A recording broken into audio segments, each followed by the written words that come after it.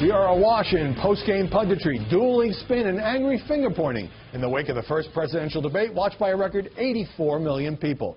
That prompted a wide array of questions for Kellyanne Conway, Donald Trump's campaign manager. We spoke earlier from Trump Tower. Kellyanne Conway, welcome.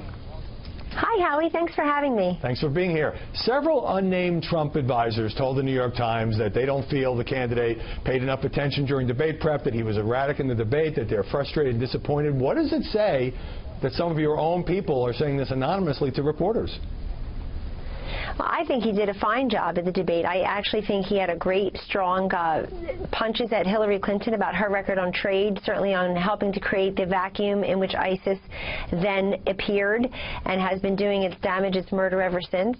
I also thought that, what you saw in the debate on Monday night was there's no mistaking who represents the past, who represents the future, who represents the status quo, who represents change, who the true disruptor outsider is, who represents Washington. So none of that changes with one debate, and we look forward to the future debates. All right, well, that was a nice pivot, but let me come back to my question, because Donald Trump tweeted this on Friday. Anytime you see a story about me or my campaign saying sources said, do not believe it. There are no sources. They just made up lies. Can you seriously tell me that nobody in your campaign talks on background or off the record to reporters?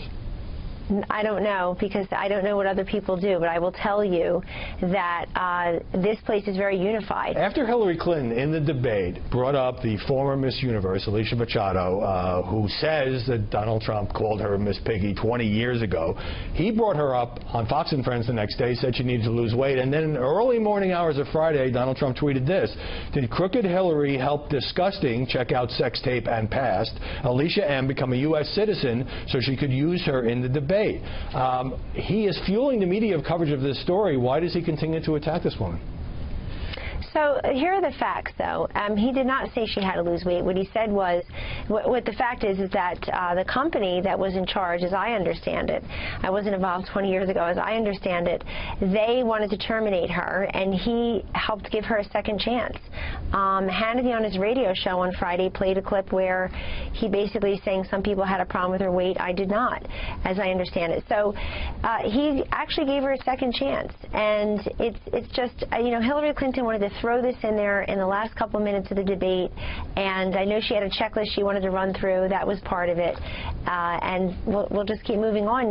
I know people want to continue to talk about this, but he also does a lot of other things day by day, like go out and talk to actual voters and talk about policy, and nobody seems to want to cover that. It's just more fun to look at a Twitter feed or to try to do some zingers. Well, my point was that the media were talking about it because Donald Trump continued to tweet about it. Let me ask you about another comment he made. This was not on Twitter. Donald Trump said the debate was rigged, according to the role of moderator Lester Holt. Do you believe the debate was rigged?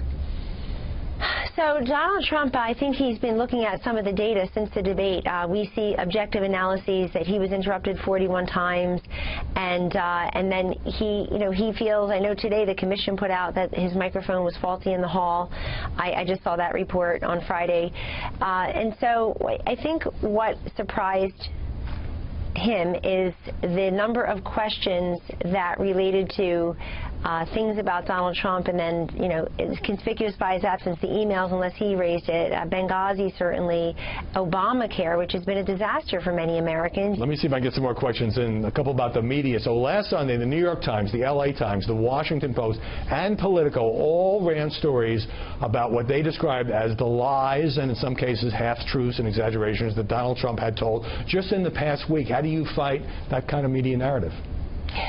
Well, it's amazing that Donald Trump does as well as he does, Howie, and is still standing given the onslaught. And I would note that those stories all followed a full court press by Team Clinton to make sure everybody is fact-checking and everybody is calling him out. I mean, my goodness, Hillary Clinton has 5 people taking the fifth. They've been granted immunity in an active investigation, including her lawyer, Cheryl Mills, who was granted immunity and then turned around and was her lawyer in the same investigation. So it's very frustrating, but I actually think the voters look right through it. There's not a lot of evidence that the way the campaign is being covered is the way that voters see it. And if that weren't true, then Hillary Clinton would be winning with 85, 87% of the vote. If you look at the coverage, look, people can scream bias and unfairness. That's one thing, and that will be obvious or not so obvious to the naked eye and ear. But the main point about the coverage this time is that it's incomplete. It's that for every 15 stories you have about something Donald Trump said or did, you have no story, or you have one story, for example, on the immunity. Why wasn't there more outrage about Howard Dean, a former governor and a former presidential candidate and current analyst on a different network, suggesting that Donald Trump was using cocaine? Oh my goodness! Well, I've criticized that, and Dean finally apologized. Wow. Trump said at the end of the debate that he wasn't going to say something extremely rough about Hillary Clinton, which he later said was a reference to Bill Clinton's past sexual misconduct. But he did talk about it after the debate, and your surrogates are out there talking about it, and now the media are covering it. So aren't you kind of having it both ways on this question of sex scandals? We're not.